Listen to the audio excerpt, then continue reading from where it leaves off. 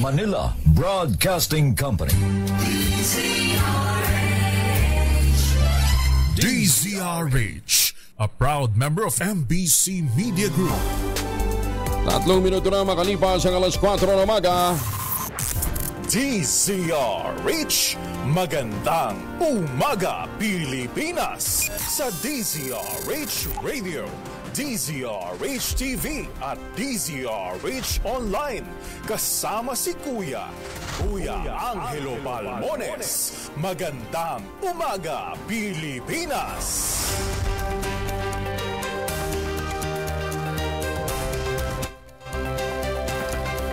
Miyerkules na tayo ngayon, 12 ng Pebrero 2025. Ala, 2 days na lang. Valentine's Day na. Sa ulo ng ating mga balita, Pangulong BBM ay pasaring sa opposition candidates sa kick-off rally ng mga kandidato ng administrasyon sa Ilocos Norte. Magkapatid na tulpo nangunguna pa rin sa senatorial survey ng Octa Research. Pagtatanggol ng Kamara sa AKA program pinagtibay ng resulta ng survey ng SWS at ng Pulse Asia. Dating Pangulong Ferdinand Marcos Sr. at Speaker Romualdez kabilang sa Upsilon 2025 UNO awardees. Dating General na isinasangkot naman sa 6.7 billion pesos na drug haul, sumuko na sa CIDG, nagpiyansa. 170 million pesos na laga ng shabu nasa naman ng Bureau of Customs sa Cebu. LPA na nasa labas ng Philippine Area of Responsibility, posibleng maging unang bagyo ngayong taon. Bagong balita, bagong impormasyon, kasama si Kuya Angelo Palmones. Magandang umaga, Pilipinas! Kasama pa rin natin ang buong radyo natin FM nationwide, ang ating action radio station sa Luzon, Visayas at Mindanao. 91.7 BNFM Radio sa Cebu at 94.3 FM sa Jensen. Sa detalye ng ating mga balita. Todo bantay ang pag-asa sa isang low-pressure area na nasa labas ng Philippine Area of Responsibility. Posible kasi itong maging unang bagyo ngayong 2025. Ayon sa pag-asa, may medium chance sa ma-develop ang naturang LPA bilang tropical depression sa susunod na 24 oras. At kung sakali man, tatawagin ito sa pangalang Aurora. O narito, tinayan ng pag-asa na zero o isang bagyo lamang ang papasok sa bansa ngayong buwan. Samantala, shear line naman at northeast monsoon o yung pong amihan ang magpapaulan pa rin sa malaking bahagi ng bansa. Apektado ng shear line ang Metro Manila, Aurora, Calabarzon, Camarines Norte, Camarines Sur, Marinduque at Oriental Mindoro. Ang easterlies naman ang magdadala ng kalat-kalat ng mga pagulan sa Davao Region at Soxargen, habang makakaapekto naman ang trough ng LPA sa lalawigan ng Palawan. Mananatili ring maulap ang papawirin na may kalat-kalat ng mga pagulan sa Cagayan Valley at Cordillera Administrative Region dahil pa rin sa amihan. Sumuko na sa mga otoridad ang dating general na nadadawit sa Manoy 6.7 billion peso drug operations noong 2022. Sa tanggapan ng Philippine National Police Criminal Investigation and Detection Group, kusang loob na sumuko si dating PNP Deputy Chief for Operations Lieutenant General Benjamin Santos. Sinabi ni PNP spokesperson Police Brigadier General Jean Pajardo, personal na sinundo ng mga tauhan ng CIDG si Santos nang dumating ito sa NAIA Terminal 1 mag-alas 5 ng madaling araw kahapon. Dito inihain ang kanyang warrant of arrest sa kasong paglabag sa Section 92 ng Republic Act 9165 o Comprehensive Dangerous Drugs Act of 2002. Agad namang nakapagpiyansa si Santos na nakakahalaga ng 200,000 pesos, kaya't pansamantala rin siyang pinalaya. Matatanda ang kabilang si Santos sa 30 mga police officer na inakusang sangkot sa Manoy planadong bypass operation sa Tondo, Maynila, kung saan nakakumpiska ng 990 kilos ng shabu noong 2022. Harang naman ang mga tauhan ng Bureau of Customs sa Port of Cebu. Katuwang ang Seaport Intelligence o Interagency Drug Interdiction Task Group 6 o 7. Ang 25 kilo ng shabu na nagkakahalaga ng 170 million pesos dala ng mag-ina. Nagsagawa ng random inspection ng otoridad sa dalang kargamento at mga nakasakay ng sasakyang barko na dumaong sa Cebu City. Dito ininspeksyon ang isang Pearl Red Mitsubishi Mirage. Nadetect kasi ng K9 inspection na meron dalang kontrabando ang sasakyan, kaya't nagsagawa ng physical examination Saka nakita ang 25 plastic na naglalaman ng mga shabu. Naaresto ng mga otoridad ang mag-ina na may dala ng sasakyan. Nasa pangangalaga na ngayon ang Philippine Drug Enforcement Agency o PDEA Region 7. Ang mga suspect ay mahaharap sa kasong paglabag sa Section 5 na Republic Act 9165 o Comprehensive Dangerous Drugs Act of 2002. Sa ilalim ng administrasyon ng Pangulong Bongbong Marcos, pinaigting ng gobyerno ang kampanya laban sa iligal na droga, partikular na ang large-scale operations at nang sa gayon ay mabuwag din ang supply chain ng iligal na droga. Ang Port of Cebu na nasa ilalim ng pamumuno ni District Collector Felipe Joffrey de Vera ay sunod din sa direktiba ni Commissioner Benvenido Rubio ay patuloy na pinagaganda ang enforcement operations dito laban sa smuggling ng illegal drugs. Pinuri naman ni District Collector de Vera ang mga ahensyang nagsama-sama sa paglulunsad ng matagumpay na kampanya laban sa illegal drugs. Muli ring iginiit ni Commissioner Rubio ang pangako ng BOC na paigtingin pa ang pagbibigay ng proteksyon sa mga pantalan. 9 na minuto na makalipas ang alas 4 ng umaga. Aba, eto naman, matindi naman ho ito nadali dito. Tatlong individual, kabilang ang bodyguard at pinsan ng suspendidong alkalde ng Ordonete City na si Mayor Julio Paraino III ang nahuli sa isang bypass operation sa Dagupan City kahapon. Sa operasyon ng Dagupan Police, katuwang ang Philippine Drug Enforcement Agency o PDEA, naaresto ang mga suspect na kinilalang sina Louis Reyes Permin, Romeo Nabalon, bodyguard ito ni Mayor Julio, at Beverly De Vera Paraino, second cousin naman ng alkalde.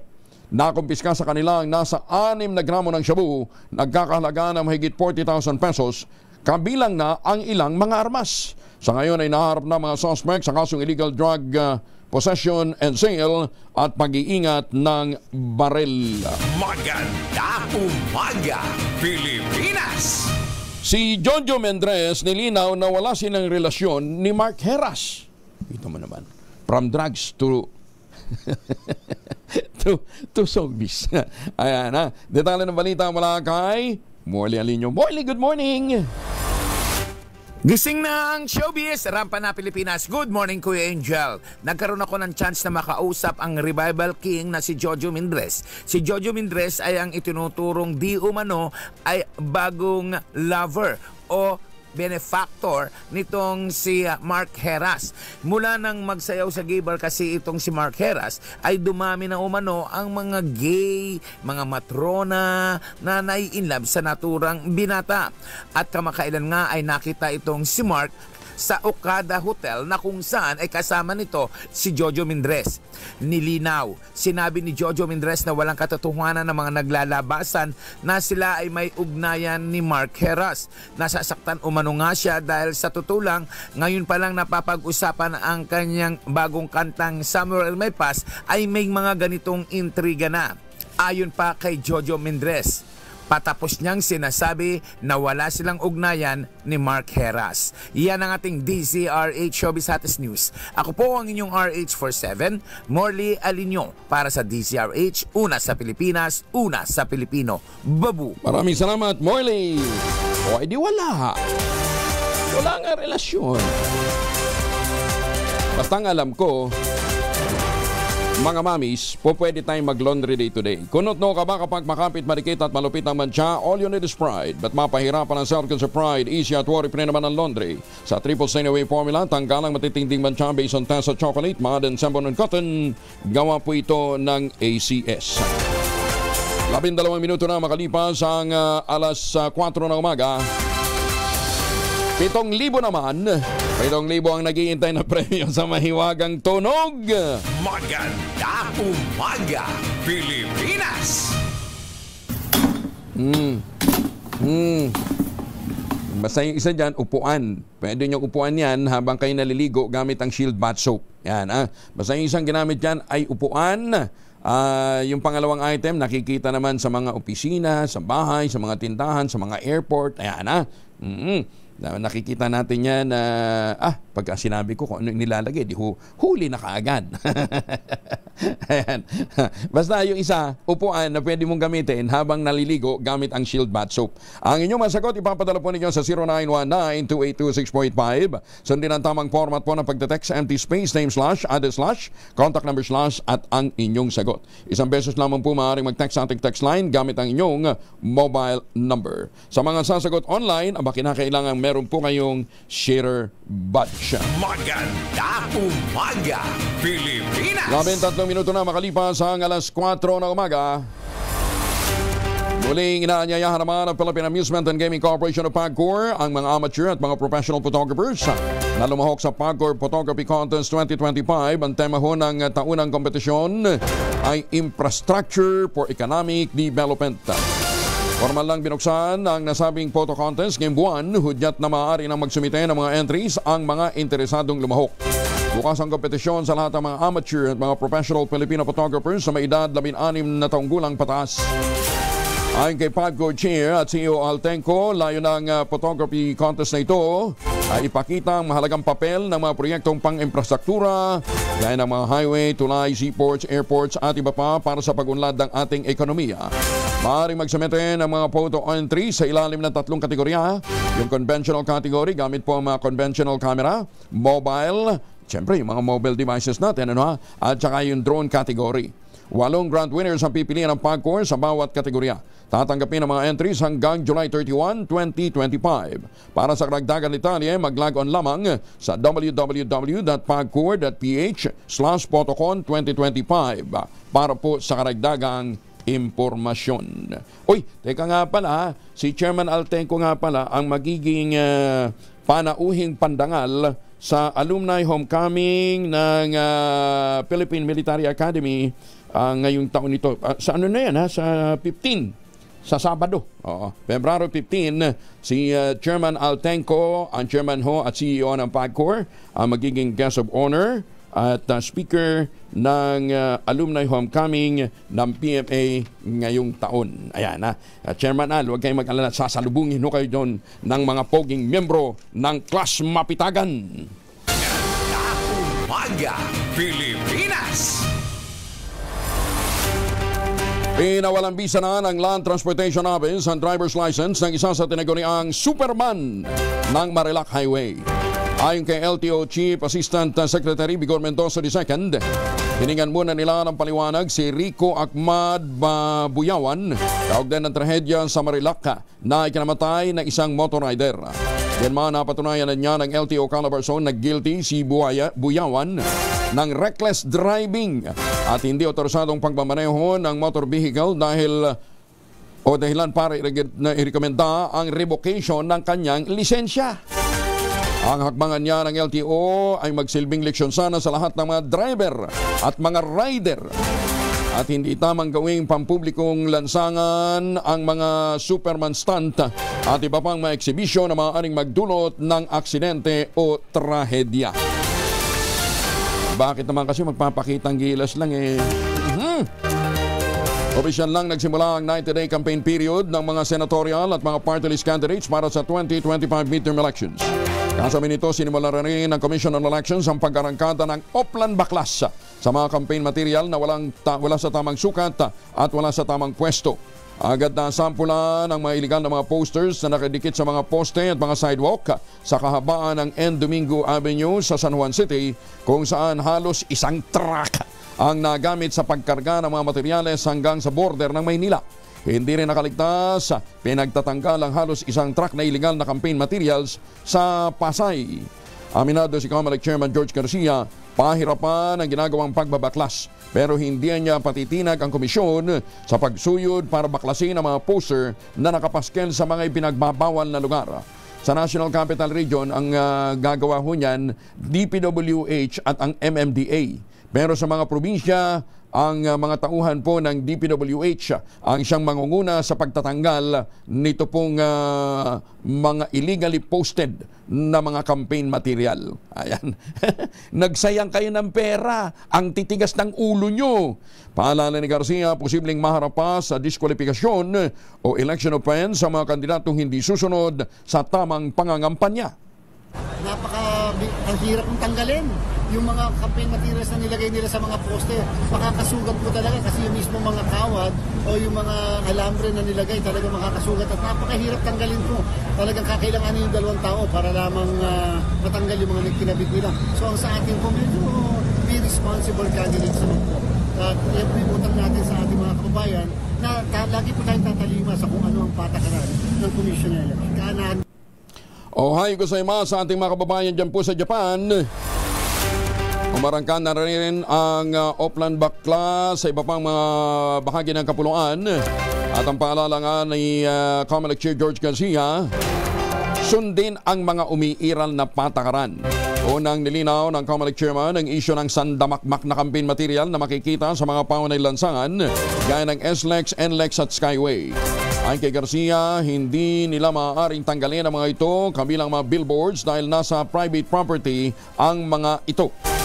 Yan pa man, binigyan din ni Garcia na kailangan pa rin sundin ang pagkakaroon ng distansyang 1 kilometer na pagitan sa bawat campaign material. Yung mga malalaki na mga campaign materials, tatanggalin po natin ang lahat na yan. Pag po nasa private properties kasi ay hindi namin talaga matatanggal. Dapat kilalanin namin ang karapatan ng private owners. Okay. So yung mga tanong namin, yung mga malalaking billboard sa EDSA, sa SLEX, sa NLEX, sa kung saan sa Skyway, kailangan tanggalin na muna. Hindi po. Dahil nasa private properties po yan, hindi po namin mapapatanggal. At ang rule na lang po, kinakailangan ang distance ng bawat isa kung isang kandidato ay hindi po siya ma-exceed sa 1 kilometro ang layo. Samantala, sinabi din ni Chairman Garcia na limitado din ang gastusin sa kampanya ng mga kandidato. Pero ang kwenta niyan mag-uumpisa kahapon. Yung mga naunang mga naipaskel, hindi pa kasama sa bilangan yun, ha? Pwede lamang gumastos na 3 piso bawat registered voter ang kandidatong kabilang sa party list habang 5 piso naman kung walang partido. Yan din, limitado lamang din ang gastusin at tagal ng advertisement ng mga kandidato na naisipalabas sa telebisyon at radyo. Ang isang kandidato ay pwede lamang gumastos ng 3 piso bawat isang botante kung siya ay may partido politikal. Pag po naman walang partido politikal, yung mismong kandidato ay 5 piso per registered voter ang pwede niyang gastusin. Yan po ay hindi pa natataasan hanggang sa kasalukuyan. Napakatagal na po ng batas. Ang partido politikal o party list pwedeng gumastos ng 5 piso per registered voter po. At siyempre, sa TV po, ang pwede lang po niya na number of minutes ay 120 minutes sa television at 180 minutes naman sa radyo. 8 lugar naman sa Pangasinan ang sinailalim na sa yellow category ng areas of concern ng Commission on Elections kaugnay ng nalalapit na eleksyon. Kabilang sa mga naturang lugar ang Dagupan at Urdaneta City. Kasama rin ang mga bayan ng Aguilar, Binmale, Malasiki, Sangkintin, Mangaldan at Sual. Ibig sabihin nito, lahat ng nasabing lugar ay may isa sa 5 pamantayan na itinatakda ng komisyon para mapasailalim sa naturang kategorya. Tulad na lamang ng pagkakaroon ng pinaghihinalaang election-related incident sa huling 2 nakalipas na halalan. Gayon din, kung mayroong matinding partisan political rivalry, posibleng pagkaroon ng private armed group ng mga kandidato sa lugar, paglitaw ng politically motivated election-related incident at mga lugar ay dati nang diniklarang nasa ilalim of areas of concern ng Comelec.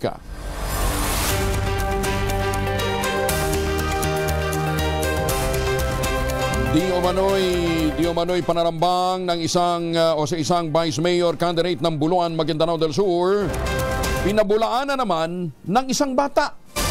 Bata ang witness. Detalye ng balita mula kay Aris 19, June Makitak. Assalamualaikum, June. Alaikumasalam, Kuyang Angel. Isa na namang karahasan ang naganap sa bayan ng Buluan, Maguindanao del Sur kahapong pasado alas 10 ng umaga na muntikan pang ikamatay na isang bata. Unang bumutok ang balita sa live statement sa social media na umano'y inambush ang convoy ng kumakandidatong Vice Mayor ng Buluan na si Anwar de Masinsil habang dumadaan sa Buluan National Highway. Subalit kalaunan, lumabas ang isang anggulo mula sa pahayag ng isang 13-year-old boy na itinago sa pangalang Dato. Sa panayam ng Kotang Bato News, ayon kay Dato, habang naka-standby umano siya sa outer lane ng highway lula ng minamaneho niyang color light silver na kotse, bigla manong may pumarada na Hilux sa uluhang bahagi ng kanyang sasakyan sa katumabi. Bilang reaksyon, inosente umano niyang inabante ang sasakyan niya. Subalit bumuntot umano ang isang Montero at nung mag-U-turn siya, dito naman pinagbabaril ang kanyang sasakyan. Ligtas na nakalabas ng sasakyan ng bata at nakahingi ng saklolo sa isang malapit na supermart at agarang nakatawag ng pulis. Magugunitang sa Facebook post ni Vice Mayor candidate Anwar de Masinsil, ang statement niya ay tinambangan ng naturang kotse ang kanilang convoy at tinamaan ng driver nila sa dibdib at mabuti na lang daw at nakasuot ito ng bulletproof vest. Tanong naman mula kay Maguindanao del Sur Congressman candidate Ismael Toto Mangodadatu, sino ang nang-ambush? Imposible manong kagagawa ng bata na ngayon na trauma pa sa insidente. Inihayag ni Mangodadatu na umeksena ng drama ambush si Masinsil nang malaman umanong mali ang kanilang hinala sa pinaputukan nilang sasakyan na ang sakay pala ay isang minor de edad. 9:50 kagabi, nakausap ko via phone si Buluan Police Chief Lieutenant Denmark Makusi. Wala pa umano silang maibigay na update at nagpapatuloy pa ang kanilang investigasyon.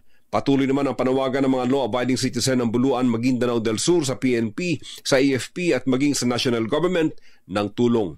Mula sa Central Mindanao, RH19, Jun Di Makutak para sa DZRH, una sa Pilipinas, una sa Pilipino. Sukran Jun, maraming salamat. Samantala, Comelec Pangasinan, 100% ng handa para naman sa 2025 midterm elections.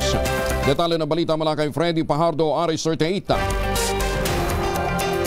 Masantos siya bakasan, Itzik Amin sa ating mga kababayan dyan sa Pangasinan, Freddy. Masantos siya kabuwasan Kuyang Angel, tiniyak ni Comelec Pangasinan Provincial Election Supervisor Attorney Erickson Oganisa na 100% na umano silang handa para sa 2025 midterm elections. Ginawa ni Attorney Oganisa ang pagtiyak ng tanungin siya ni 4th District Board Member Jeremy Rosario sa question in our time ng sangguniang panglalawigan regular session. Ayon sa kanya, nagsimula na rin kahapon ang 4 na araw na training ng mga election personnel na sila ring magsasanay sa mga tatayong full body sa Mayo 12 national and local elections. Tiwala din si Atty. Oganisa na lahat ng botante makakaboto sa araw ng halalan kung saan naglaan ang komisyon ng 2,869 cluster precinct sa buong lalawigan. Inaasahang lalahok sa botohan ang 2,156,306 na registered voters ng Pangasinan. Ito si Freddy Pajardo, Aris 38, nag-uulat para sa DZRH, una sa Pilipinas, una sa Pilipinas. Maraming salamat, Freddy. Binanata ng Pangulong Bongbong Marcos Jr. ang mga kandidato ng oposisyon sa pagsisimula pa lamang ng campaign rally ng Alyansa para sa Bagong Pilipinas. Sa proclamation rally ng kanyang senatorial slate sa Lawag, Ilocos Norte, nagbigay ng talumpati ang Pangulo. Ikinumpara ang kanilang senatorial slate sa mga kandidato ng ibang partido. Pagmamalaki pa ng Pangulo, ang kanilang mga kandidato ay walang bahid ng dugo mula sa tukhang, hindi pumapanig sa China at hindi sangkot sa operasyon ng Pogo.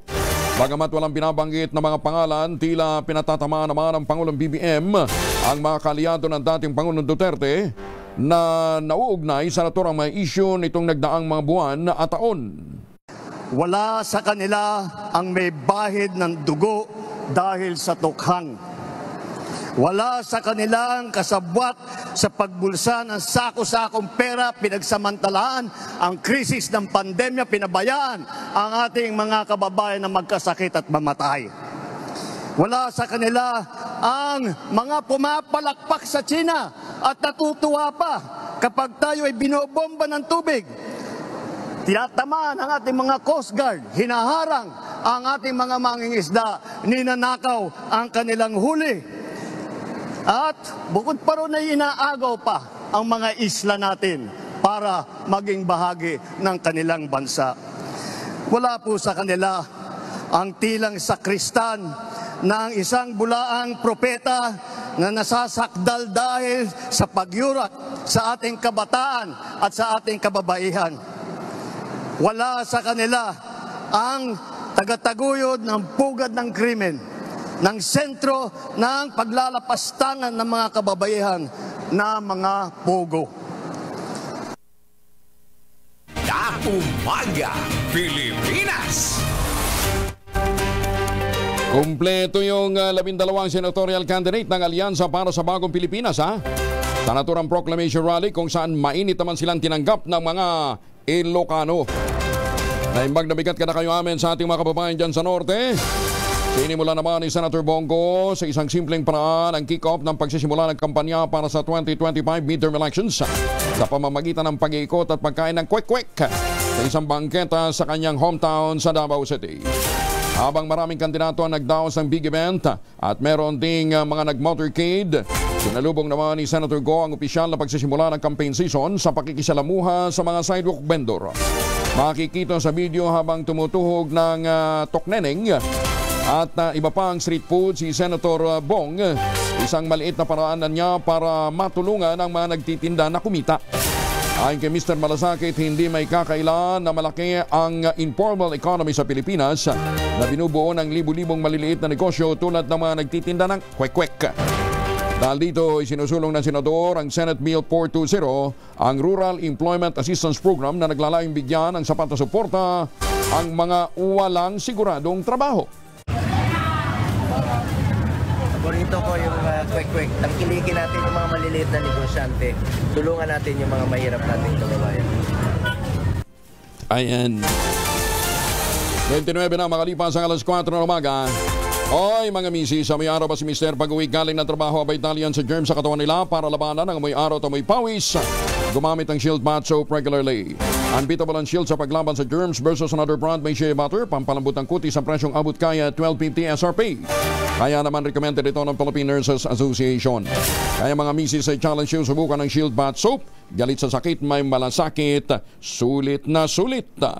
Oplan Baklas, isinagawa rin sa Davao sa unang araw ng campaign period. Detalye na balita mula kay Jun Soter mula sa Action Radio Davao. May buntag ni mo, Jun. Bayong buntag usab, Kuyang Angel, pinagbabaklas ng Commission on Elections o COMELEC 11 ang mga campaign posters na hindi nakalagay sa common poster areas sa unang araw ng campaign period, Pebrero 11, 2025. Paliwanag ni Attorney Gay Inyobrables, Assistant Regional Director ng COMELEC 11, na maraming mga illegal poster campaign materials ang natanggal kung saan madalas itong nakalagay sa mga poste ng kuryente at puno ng kahoy. Ayon kay Attorney Inyobrables, isinagawa ang uplan baklas kahapon sa unang distrito ng Barangay Matina Crossing, Bangkal Area, Bypass Road, Puan, Barangay Talumo sa Davao Coastal Road sa lungsod ng Davao. Muling binalaan ng opisyal ang mga kandidato na maaari nilang ilagay ang kailang campaign poster sa mga tinalagang campaign common posters areas at maaari ding sa mga pampublikong lugar kung saan may permiso mula sa may-ari ng establishmento. Ito si Jun Soter para sa DZRH. Una sa Pilipinas, una sa Pilipino. Daghang salamat, Jun Soter. Magandang umaga, Pilipinas! Alas 4:30, muling binisita naman ni Senator Amy Marcos ang lalawigan ng Pangasinan. Unang pinantuhan ng Senador ang bayan ng San Fabian para sa paglulunsad ng programang TODA Rescue. Kasama ang mahigit 1,000 miyembro ng TODA. Pinasinayaan din ni Senator Amy ang bagong Kalahi Seeds Farm to Market Road para sa barangay Lipit Tumeing, San Fabian, bago siya nakipagdialogo sa mga mangingisda sa lugar. Pati ang bagong Kalahi Seeds Farm to Market Road sa barangay Bolo, San Jacinto. Nagtungo din si Senator Amy para sa inaugurasyon. Huling binisita ni Senator Amy ang bayan ng Rosales kasama ang Cooperative Development Authority. 31 mga kooperatiba mula sa Region 1 at CAR ang nabigyan naman ng 6.2 million pesos na kabuang tulong pinansyal mula sa programang sa kooperatiba ay may solusyon kasama ang Cooperative Development Authority. Inendorso naman ni Senator Joel Villanueva ang Sibak Party List na pagsisimula ng 90-day campaign period para sa national posisyon. Sa campaign opening rally ng partido sa Municipal Covered Court ng Bukawi, Bulacan, present sina Bukawi Vice Mayor Sherwin Tugna at Sibak nominees Brother Eddie Villanueva. Sa talumpati naman ni Senator Villanueva, binigyan din ito ang layunin ng partido na maisulong ang good governance at paglaban sa korupsyon. Iginit ng senador, hindi lamang sa pamahalaan nangyayari ang korupsyon kundi maging sa moralidad. Ito ang niyang sakit sa lipunan na lumalala sa Pilipinas at ang buong mundo ay patuloy na lalaban. Katuwang ang Sibak Party List. Matatandang isa ang nasabing partido sa pinakamatagal nang nagsisilbing party list sa bansa. Hindi pa natatalo sa poll noong 2001. 32 na makalipas ang alas 4 ng umaga. Ohayo gozaimasu sa ating mga suki dyan po sa Japan. Magandang umaga din po sa mga Pilipino dyan po sa Hong Kong at sa Taipei, Taiwan. Ayan. Ramdam ba ninyo ang mga programa ng gobyerno, ha? Kung hindi, ba? Alam na dis. Magandang umaga, Pilipinas! Maya pa ba kayungan sa ating mga kababayan dyan sa San Simon, Pampanga? Kung kayo ho'y nagbabalak na magbigay ho ng magandang pang Valentine's Day at ala pa kayong nabibili, abay, tangerine chocolate, tawagan ho ninyo kaagad 0919-095-5935 para maka-order na ho kayo ng inyong pangregalong tangerine chocolate. Ang tangerine chocolate po ay produkto ng mga magnaniyog ng mga magsasaka sa lalawigan ng Quezon. Katulong po ni Dr. Helen Tan. Yung pong mga planting material ng kakao galing Davao, hinakot po yan para maitanim sa ilalim po ng mga nyugan. Kaya ngayon nagpuproduce sila ng dekalidad na kakao beans, pinaprocess para maging tangerine chocolate. Ay may 10 barrels po ang tangerine chocolate ng mga raw material ay galing din po sa ani ng mga magsasaka. Tangerine chocolate 100% gawang lokal but taste and looks global. Sabi nga po ni Dr. Helen Tan, paano mong hindi pagmamalaki ang tangerine chocolate? Ito'y gawang atin. Kaya dapat tangkilikin ng bawat Pilipino dahil ito'y makatutulong sa pag-unlad ng ating bansa. Bagong balita, bagong impormasyon, kasama si Kuya Angelo Palmones. Magandang umaga, Pilipinas! Resulta ng School Publication Survey, pinalagan ng isang incumbent official dahil mababa ang kanyang boto. Kita mo, pati publication eskwela na. Detalye ng balita mula kay Mape Mariscal ng radyo natin Naga 89.5 FM. Diyos marhay ngaga, Mape. Diyos marhay na aga dahil sa pre-election survey na ginawa noong February 7 ng SPARC, Official Student Community Publication ng Camarines Sur Polytechnic Colleges, CSPC, nag-trending ang issue at banta ng censorship and repression ng school administration at public rebuke galing sa makapangyarihan political dynasty sa Camarines Sur. Ang survey ginawa simula December 1 hanggang December 7 na kung saan lumabas na sa incumbent second representative at gubernatorial candidate Elroy Villaferte di nanalo sa mga estudyante bilang gobernador sa 2025 election at mas malaki ang nakuhang suporta ng kanyang kalaban na si Bong Rodriguez, dahilan para magalit at sinabing fake news ang survey. Nagresulta ito ng tensyon sa mga Villaferte at sa campus publication. Nagsimula pa noong 1986 ang Villaferte political dynasty at kung saan nakuha nila ang pinakamataas na executive position sa Camarines Sur. Si El Rey ay ama ng incumbent Governor Richie Villaferte at ng incumbent District 5 Representative na si Miguel Luis Villaferte na tumatayo rin bilang tagapangatawan ng Chairperson of the Committee on Higher and Technical Education na si Mark Go sa CSPC's Board of Trustees, ang highest decision-making body ng nasabing institusyon. Pinatutuhanan naman ni Paul Luna, the SPARC's Editor-in-Chief, na pinatawag sila ng kanilang administrator para i-delete ang kanilang post para makaiwas sa anumang gulo, lalo na sa legal charges. Tinanong rin ni Villaferte ang legalidad ng resulta ng survey na pinost nila sa Facebook, kasabay ang paglitaniya ng mga naitulong ng kanilang pamilya sa nasabing paaralan. Simula pa noong ito ay ipinagpagawa at lahat ng mga developments nito. Nagpahayag na rin ng suporta ang NUJP sa SPARC ukol sa issue na ito. At yan po ang mahuling balita mula dito sa 89.5 Radyo Natin Naga. Ako po si Mape Rigori Mariscal, nagbabalita para sa radyo natin nationwide. Magandang umaga, Pilipinas! Ay, mainit talagang politika sa Pilipinas. Nangunguna pa rin ang magkapatid na tulpo sa senatorial survey ng Okta Research. Sa tugon ng masa survey na isinagawa mula January 25 hanggang 31, nakakuha ng 70% voter preferences si ACT-CIS Party List Representative Erwin Tulfo, habang pumapangalaw naman si Ben Tulfo na may 60%. Pasok naman sa ikatlong pwesto si Senator Christopher Bongo, sinusundan ni dating Senate President Tito Soto.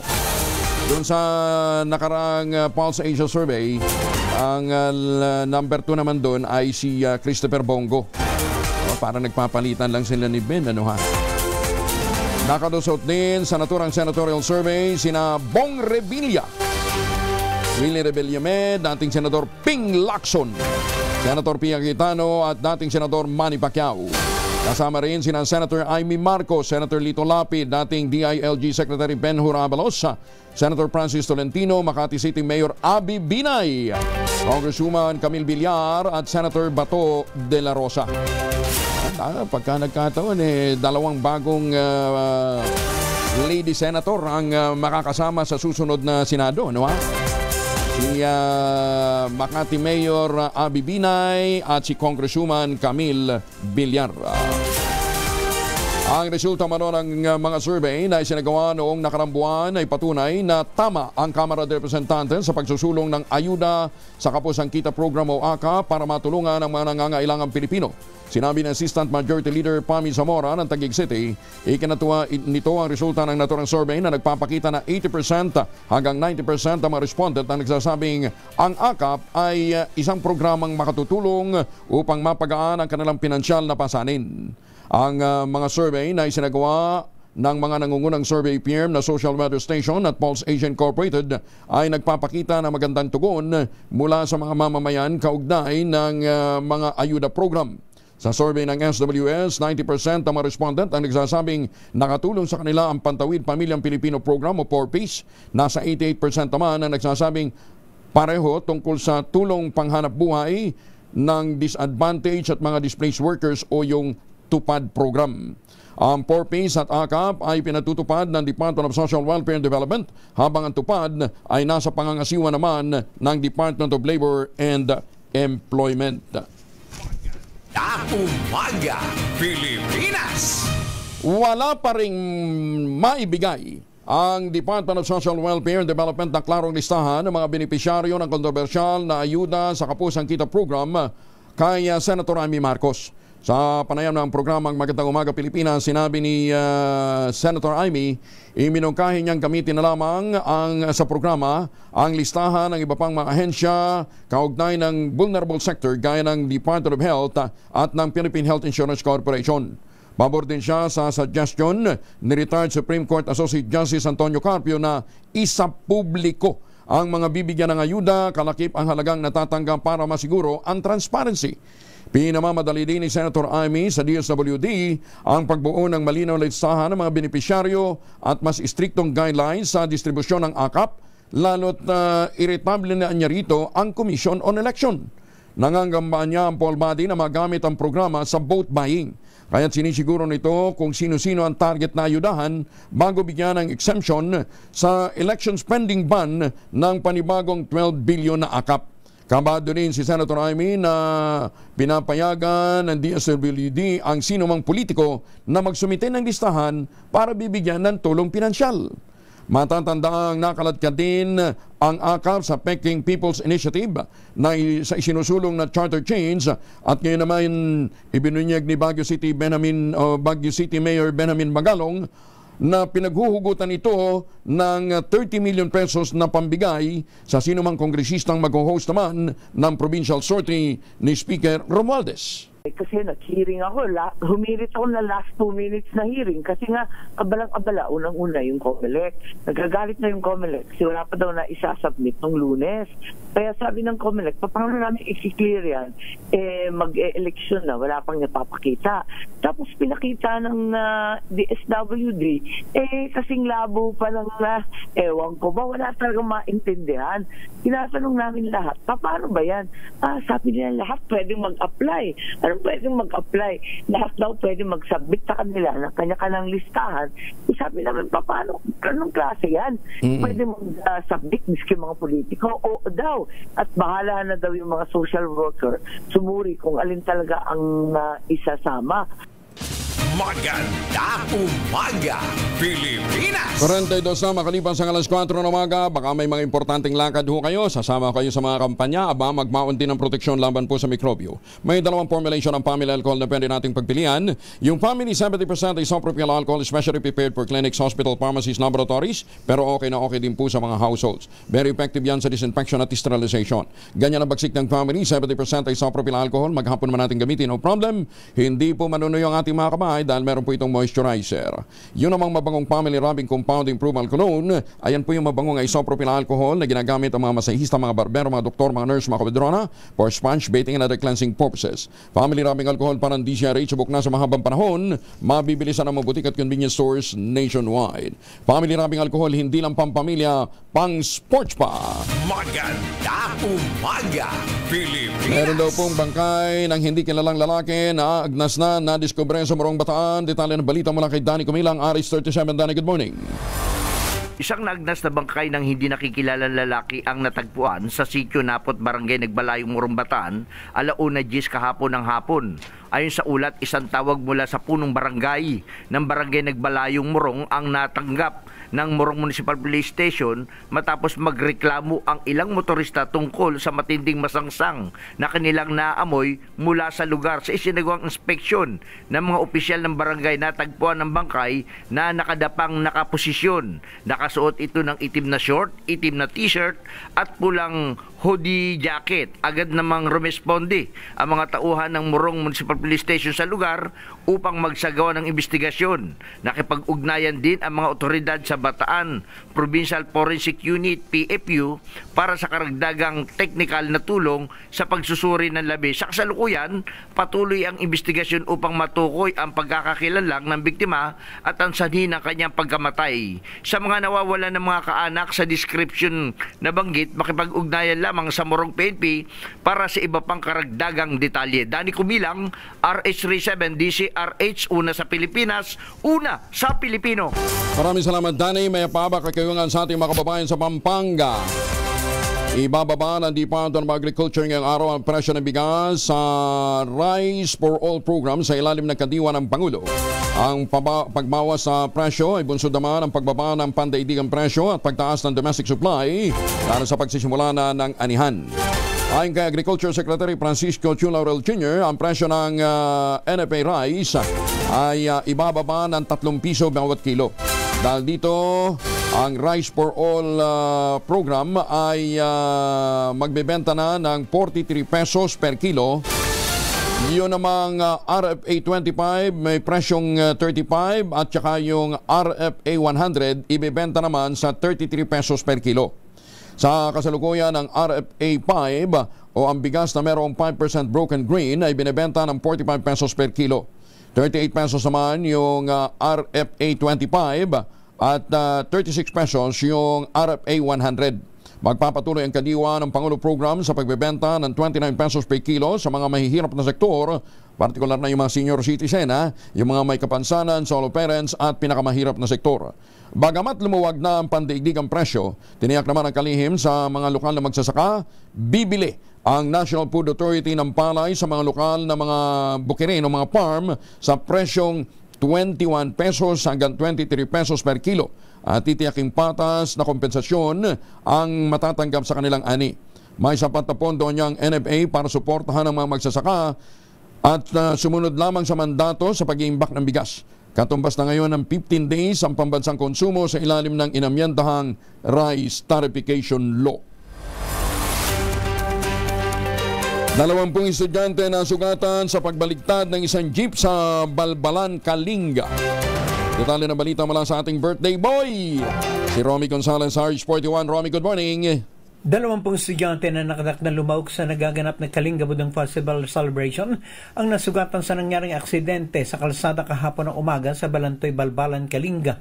Ang mga estudyante ay kinatawan ng Balbalan sa Drum and Lyre Competition na naka-schedule bukas Pebrero 13. Ay kay Balbalan na Police Chief Captain Tyron John Balanay, nangyaring aksidente ganap na alas 9 ng umaga sa Sitio Saling, Balantoy, habang patungo sa Tabuk City ang umigit kumulang 32 estudyante para pagandaan ang kanilang performance. Sakay sila sa isang jeep at pagdating sa lugar ay nawalan nito ng preno. Mabilis na nakamaniobra ang driver para iwasan ang bangin sa kaliwang bahagi ng kalsada at bumaliktad sa kanang bahagi nito.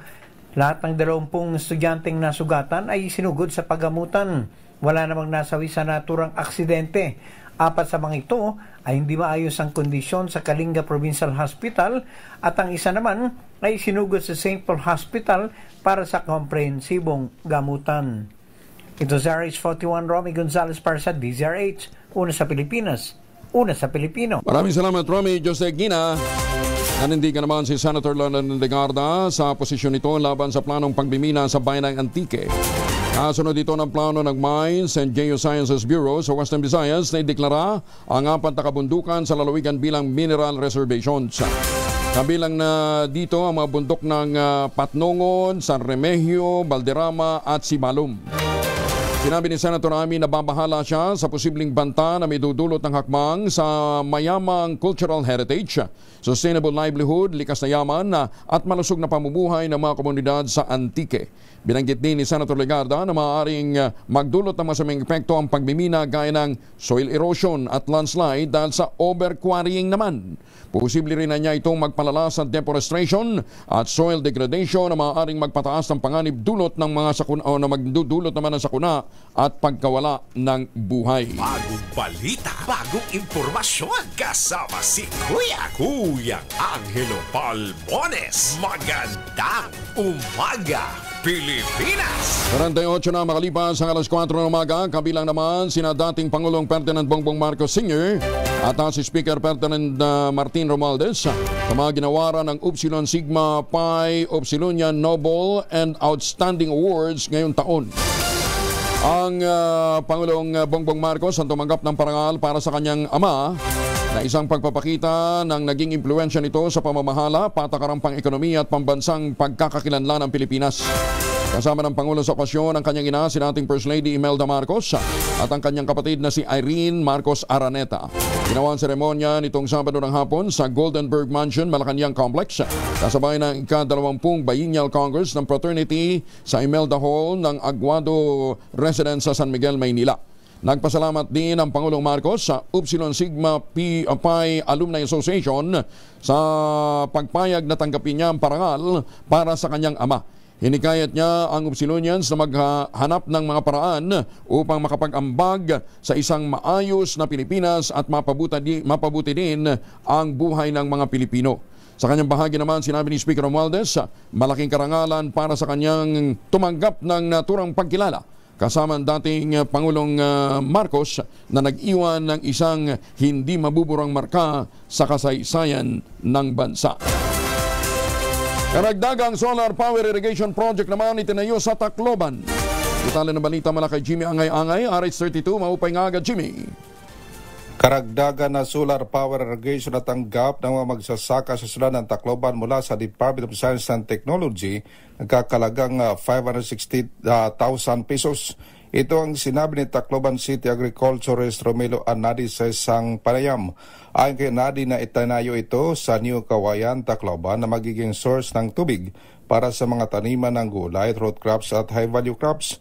Ito na ang pangalawang solar power irrigation na natanggap ng mga magsasaka sa Tacloban na magagamit ng kanilang mga sakahan na magkunan ng tubig panahon ng tag-init. Inasahan pa ng City Agriculture Office na tataas na ang produksyon ng panagrikultura sa tulong ng solar irrigation. Mula dito sa DYVL Action Radio Tacloban, ito si RH32 Jimmy Angay-Angay para sa DZRH, una sa Pilipinas, una sa Pilipino. Daghang salamat, Jimmy. Magandang umaga, Pilipinas. 51 makalipas ang alas 4 ng umaga, oras na para tayo po ay mag-ultabayo. Ano nga ba itong ultabayo, ha? Ang ultabayo po ay postbiotic with Lactococcus lactis strain plasma. At ito po ay dumaan sa mahabang clinical trial sa Japan. Hindi po kwentong kustyero, ha, kundi mahabang human clinical trial. Ang bawat kapsula ng ultabayo ay nagtataglay ng 50 billion cells ng Lactococcus lactis strain plasma. Kaya't napaka-potent po nito na pagpasok sa ating katawan, na itataboy po nito yung mga toxin sa ating katawan dahil nga po pinagagana po ng postbiotic o ng ultabayo yung PDC, yung plasmacytoid dendritic cell. Ang tawag ho dyan ng mga dalubhasa, commander ng ating immune system. Kaya nakakatulong po ang ultabayo na magkaroon tayo ng magandang tulog, napapalakas po ang ating katawan dahil pinalalakas nito muli ang ating immunity. Itinataboy ang mga toxins ang ating katawan habang tayo po ay natutulog. Kung kayo po ay may mga tanungan pa, mag-text lamang po sa 0917-110-6580 para sa karagdagang impormasyon. Ang ultabayo po ay halal certified at kauna-unahang postbiotic food supplement supplement na rehistrado sa Food and Drug Administration at kaya't ninirekomenda po ng mga doktor. Pero wag nating kalimutan, ang Ultabio po ay hindi gamot at hindi dapat gamiting panggamot sa anumang uri ng sakit. Maganda umaga, Pilipinas! 52 makalipas ang alas 4. Number 1, Pilipinas! 54 na makalipas ang alas 4 ng umaga, iginit naman ni House Majority Leader Manuel Manix Delipe ng Zamboanga City na ang pagpasa ng panukalang budget para ngayong taon ay hindi isang krimen. Ginawa ni Delipe ang pahayag bilang tugon sa pagsasampa ng reklamo laban sa kanya, kasama sina Speaker Ferdinand Martin Romualdez at ako Bicol Party List Representative Saldi Cuo, dating Chairman ng House Appropriations Committee, kaugnay ng umano'y mga blanco sa panukalang budget. Tinawag din ni Delipe na politically motivated ang pagsasampa ng reklamo. Ayon sa kanya, ang simpleng katotohanan na ang mga lider ng Kamara lamang ang sinampahan ng kaso ay nagpapataas ng seryosong tanong tungkol sa tunay na layunin sa likod ng naturang mga aligasyon. Pino na rin ni Delipe ang timing ng pagsasampa ng reklamo. Binigyan din niya na ang Kamara ay nananatiling tapat sa kanilang constitutional mandate at tinitiyak na ang bawat piso ng pambansang budget ay nagagamit ng wasto at para sa kapakinabangan ng bayan.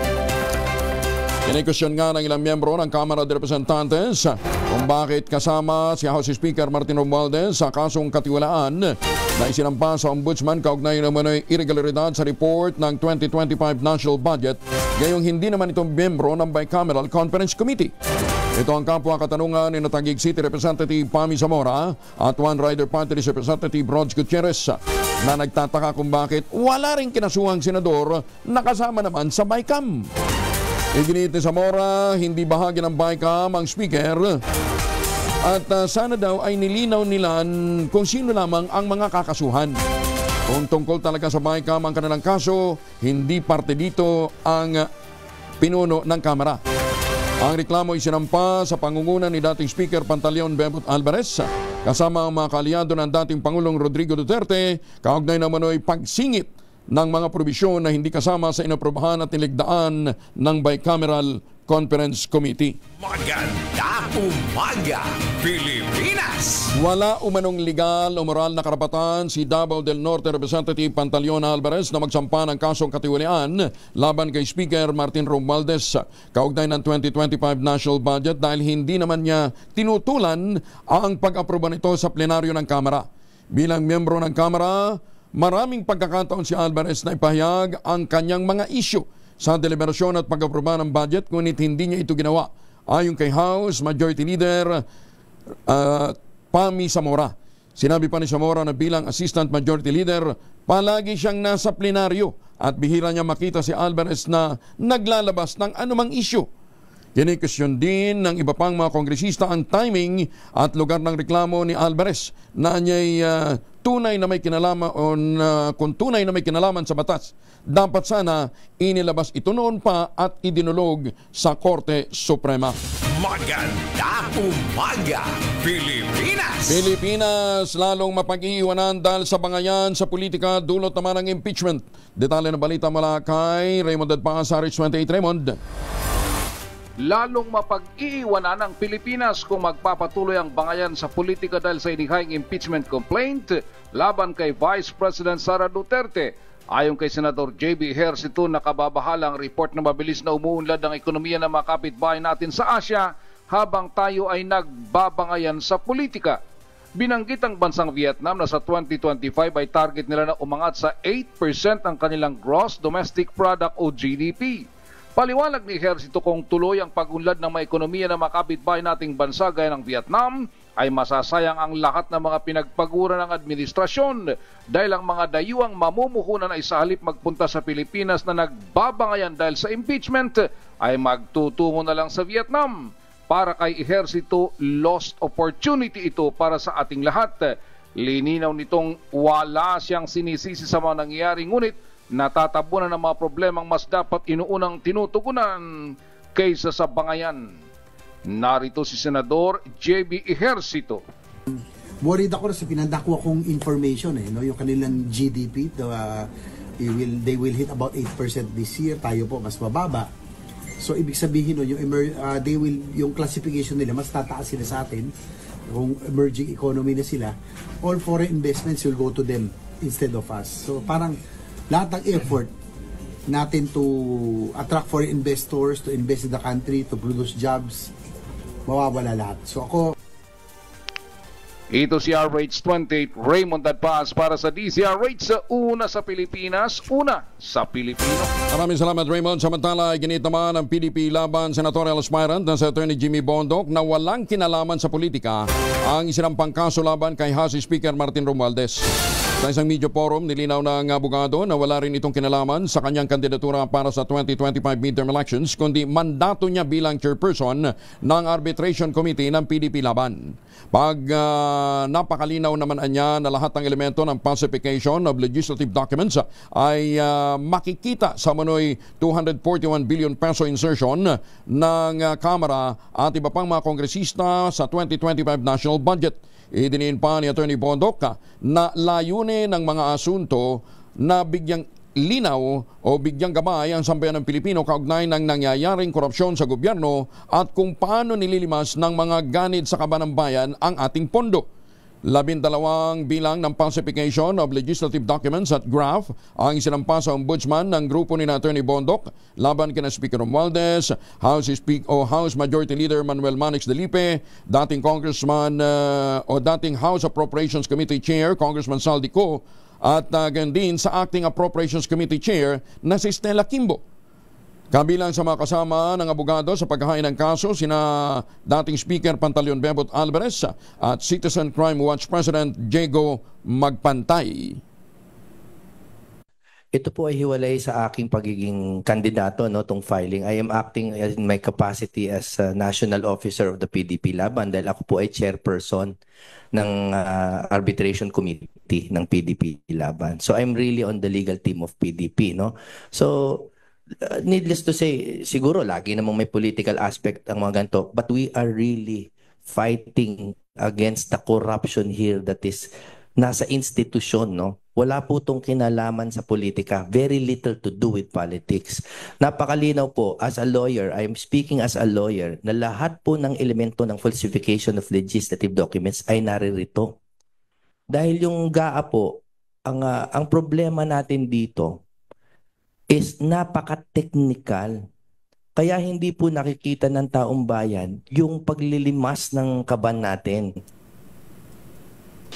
Magandang umaga, Pilipinas!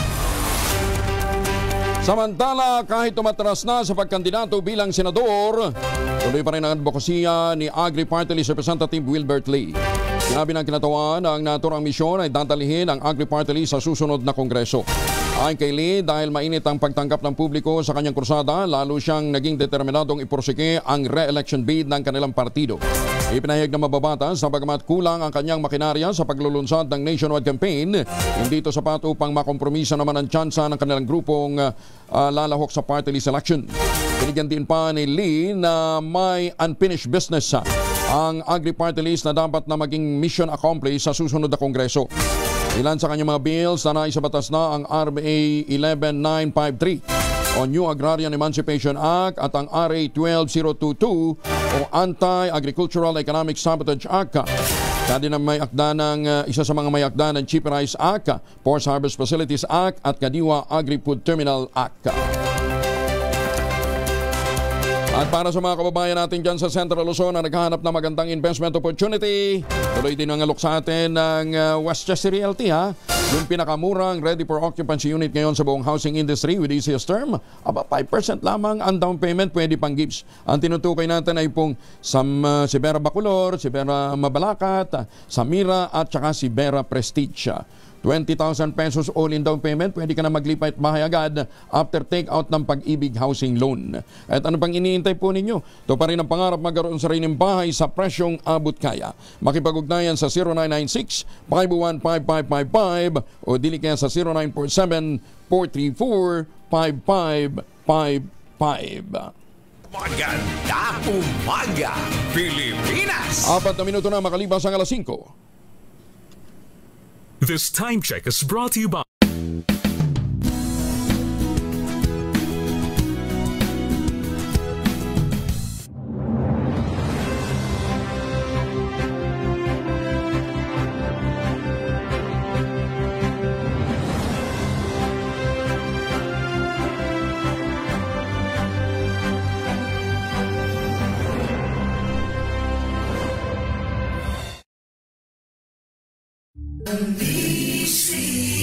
Manila Broadcasting Company.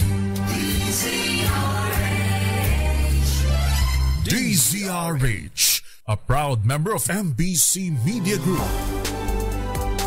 Bagong balita, bagong impormasyon, kasama si Kuyang Angelo Palmones. Magandang umaga, Pilipinas! Ay, magandang umaga sa mga taga Rojas Oriental, Mindoro. Ay, Ma'am Ma'am Joanna. Joanna, ano to? Yung anak niya, ni Governor Valencia, ni Rod Valencia. Ma'am Joanna Valencia, good morning po sa inyo, dyan po sa Ormin. At magandang umaga po sa mga taga Maryland, USA na nakatutok ko ngayong umaga, ha? Sa lahat ng mga suki natin all over the country, kumusta na po kayo? Tumatakbong gobernador ng Guimaras, arestado sa swindling. Ano ba naman yan? Sino kayong sinuwindel nito, ha? Detalye na balita mula kay Edniel Parosa, RH52. Edniel. Kuya Angel, inaresto ng Criminal Investigation and Detection Group ang isang tumatakbong gobernador sa lalawigan ng Guimaras dahil naman sa swindling sa kanya mismong bahay sa Barangay Sabang, Bayan ng Sibunag. Hinuli ng otoridad ang 65 anyos na aspiranteng si Maggie Catcho at isa sa kanyang mga katiwala. Maliban sa kanila, dinakma rin ng kapulisan ang 2 security detail ng politiko dahil sa paglabag sa election gun ban. Miyembro pa ng Philippine Coast Guard itong mga aid kung saan isang apprentice seaman habang isa naman ang seaman second class. Sa inisyal na report na tinanggap ng pulis, hinuli si Caption ng tanggapin ang 400,000 pesos na halaga ng perang donasyon dapat umano para sa eleksyon. Kabilang sa mga nakumpiska sa operasyon ay 2 unit ng kalibre 45 baril at mga bala. Ito si Edniel Parrosa, nag-uulat para sa DZRH. Una sa Pilipinas, una sa Pilipino. Maraming salamat, Edniel. League of Municipalities of the Philippines nananawagan naman sa mga supporter ng mga kandidato na ilagay lamang sa mga designated common poster area ang kanilang mga tarpaulin.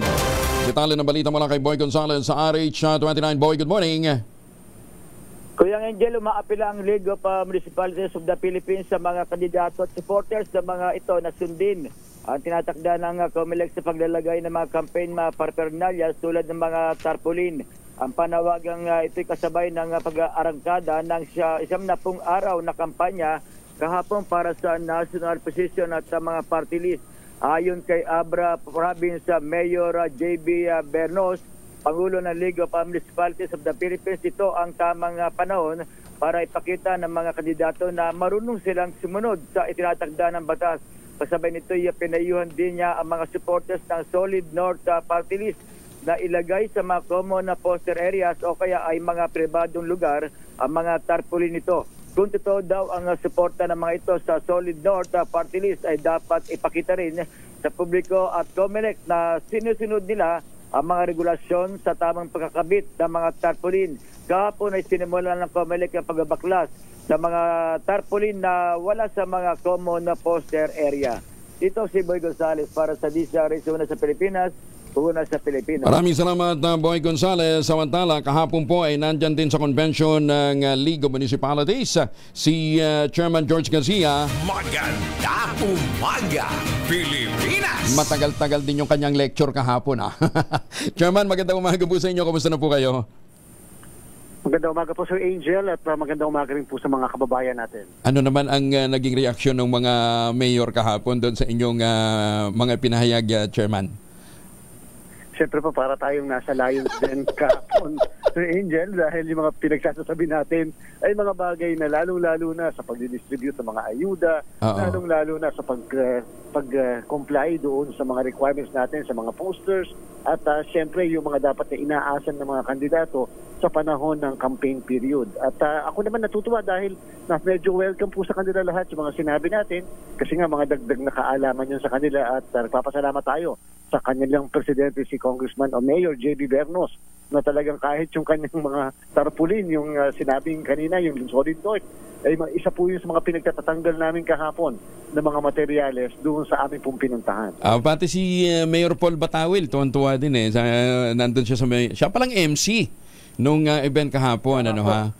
Oo. Tama po. At napakaganda po ng mga paliwanagan at talagang hindi pa natapos. Ang dami pong mga katanungan. Kaya lang talagang kinapos po sa panahon. Pero napansin ko, parang bandang huli lang sila pumalakpak, no?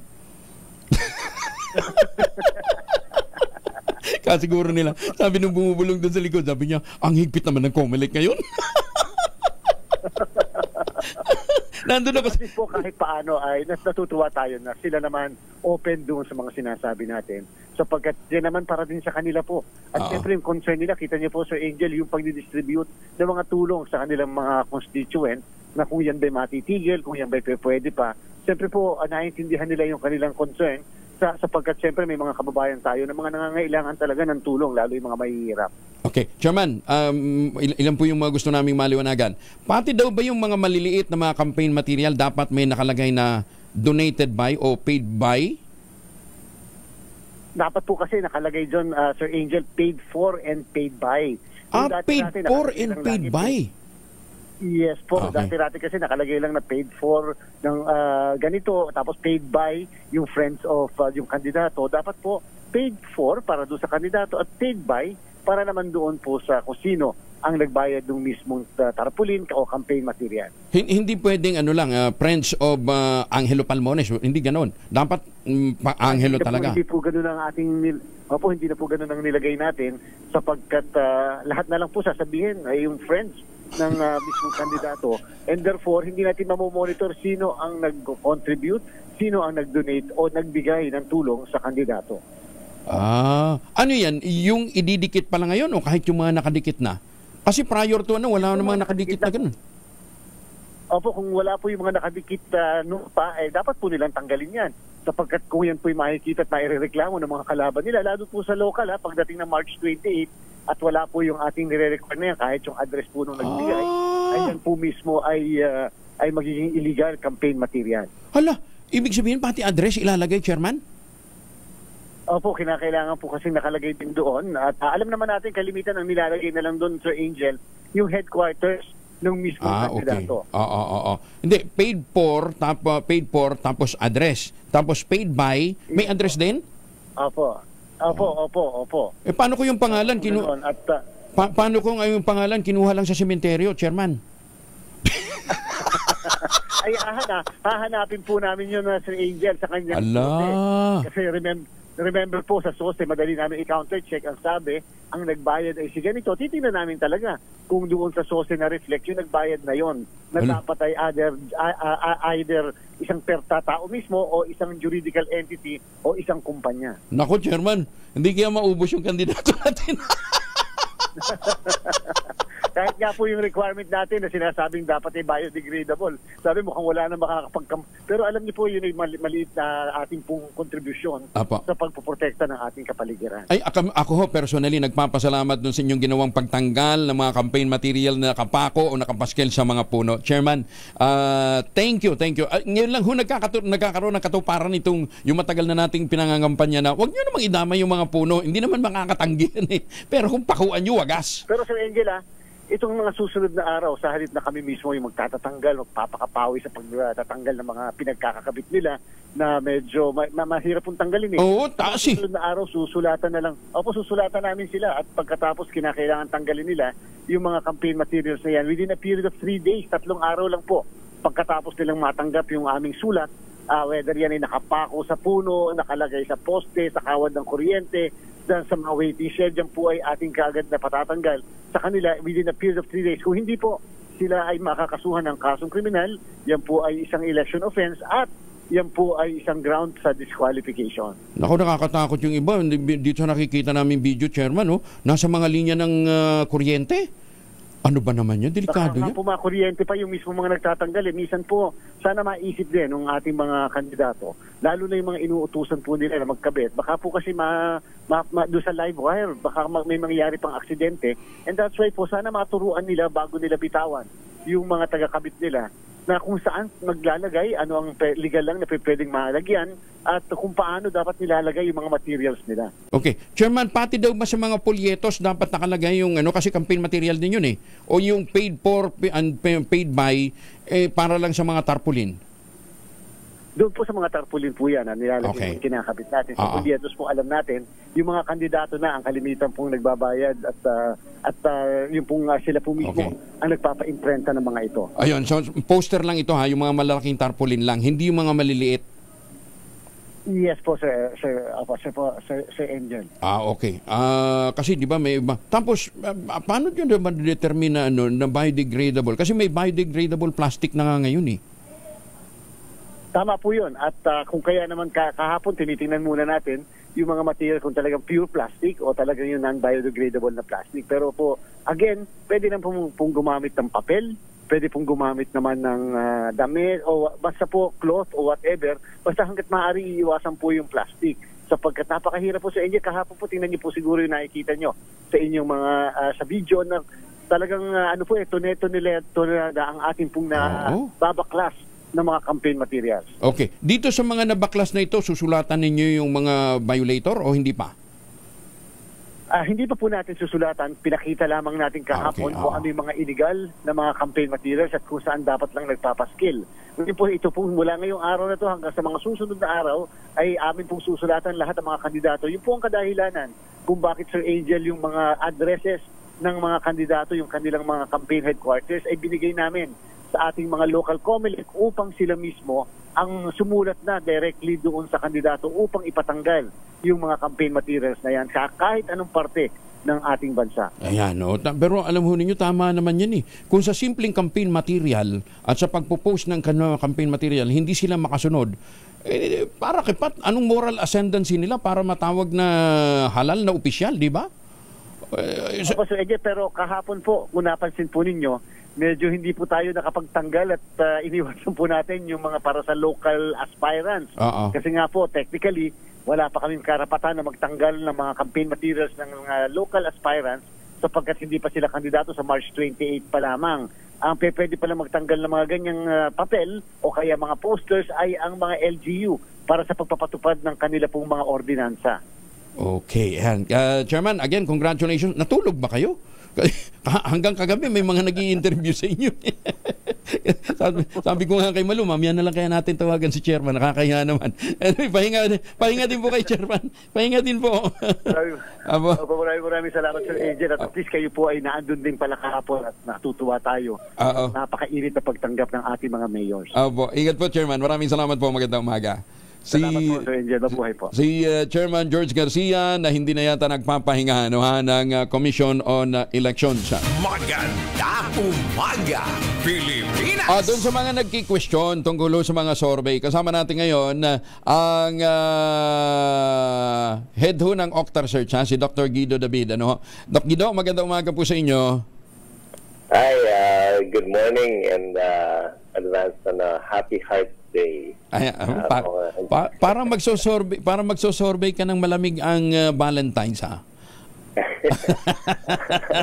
May study ba kayo tungkol doon? Kung gaano karami ang mga Pinoy na na malamig ang Valentine's? Magandang itanong yan. So, yun talaga yung mga gusto kong huwag na yung mga government yung mga national issues yan na lang.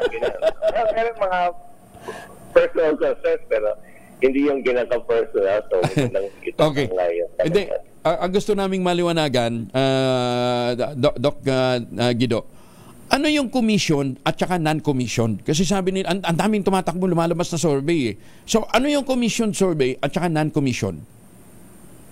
Well, of course, yung mga surveys, lalo na mga face-to-face na ginaganap ng mga survey firms tulad ng kami, Octar Research, ay may cost yan.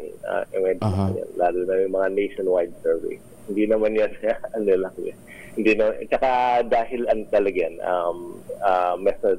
methodological, ay talaga, it costs money. Kasi hindi naman yung, iba yung may, sabi na convenience sampling, kunyari, magsasurvey ako, magtatanong lang ako ng 100 people na mga kakilala ko. Iba yun. Hindi yun random. So, dahil random ito, minsan yung mga natin, mga surveyors, nagpupunta pa sa mga liblib na lugar. Possible yun eh. So, it costs money. Transportation, yung logistics, ganun. So, yung cost na yan, sino nagka-cover ng cost na yan?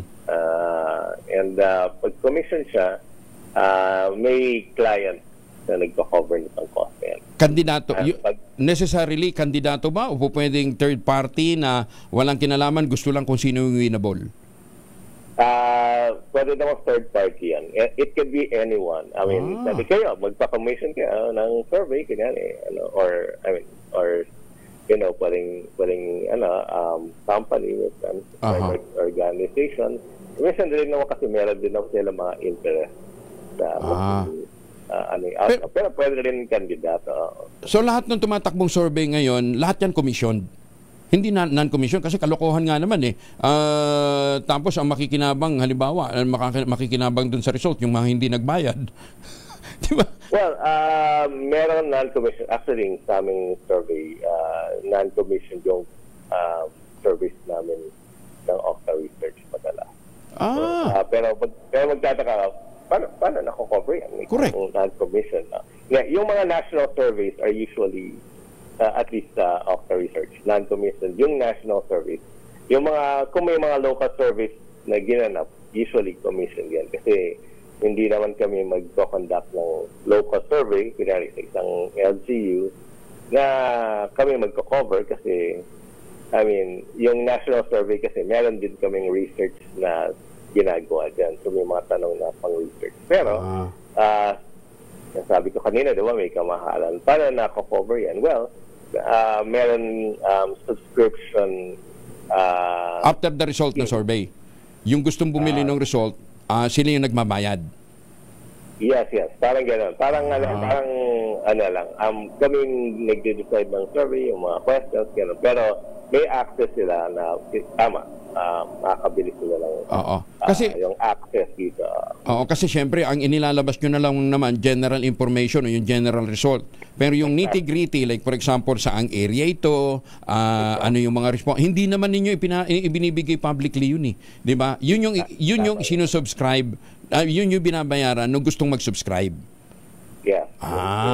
Okay. Para makita lang yung mga pasang demographics nila malakas. Kasi yung mga linalabas sa general lang nga. Tama kayo. Doc Guido, pwede ba yun? May nagsasabi kasi na para lumabas ka dun sa survey, magbayad ka. Gusto kong nandun din ako sa top 10. Di ba? Pwede ba yun? Di ba parang niloko mo rin sarili mo nun? Exactly. Saka parang exactly. Kasi gusto natin, kunyari, kandidato ka. Gusto mo malaman kung nasa yung placement mo. Kasi kung nagbayad ka para tumas yung ranking mo, pero mababa ka talaga, nagbayad ka para maging number 10, pero number 20 ka, diba? Ibig sabihin, pag hindi ka naman mananalo talaga. Nasa, parang feeling mo lang mananalo ka, pero hindi pala talaga. So, mas maganda malaman na talagang, number 20 ka, number 20. Para, pwede mga ayusin yung kampanya. Diba? Okay. Para pwede makalibrate. Ay, kulang po pala. Kasi kung number 10 ka, baka medyo mas mas. Okay. Kung random yung sampling na ginagawa, ano ba to? Madaanan ka lang, halimbawa, nakatayo ka, nagkakape ka, dumaan yung surveyor. Ganun ba yun, Doc Guido? Or may pre-identified respondent kayo sa isang lugar? May, pre-identify through random selection. Mag-identify kami ng mga areas. Pipili din ng multi-stage pa yung random sampling. So, ino-notify yung respondent na i-interviewin siya? Pupuntahan yung residents nila. Tapos yun. Pero alam niya?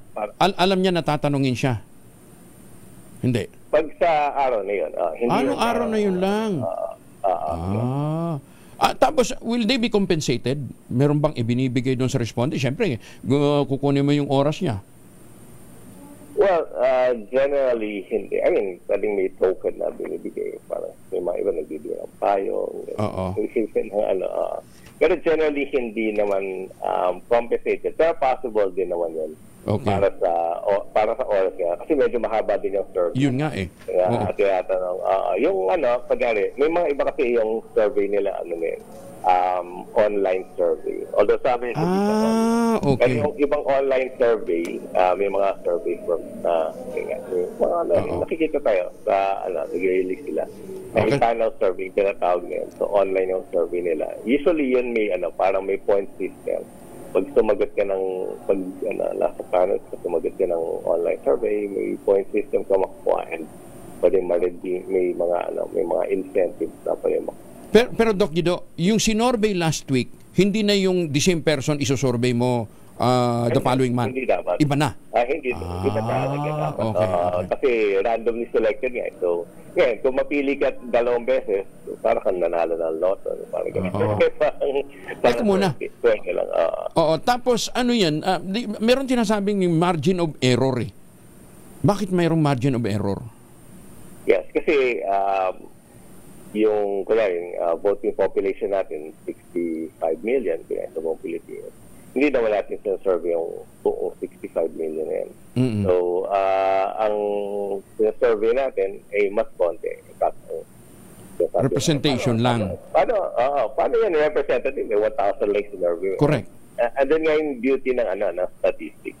At yung mga nagsasabing hindi siya representative ay hindi sila nag-aaral ng statistics. Unfortunately, kasi marami ako comment na ganyan, pati sa X.com, na hindi naman yung represented. Sa ibang bansa, ginagawa talaga. In fact, sa US, nung recent elections, yung kay Trump, nung pinanalo ni Trump, nakita mo, mga ibang survey nga nila, 700 respondents lang. And so, laki pa yung population ng US. Yung population nila more than 200 million.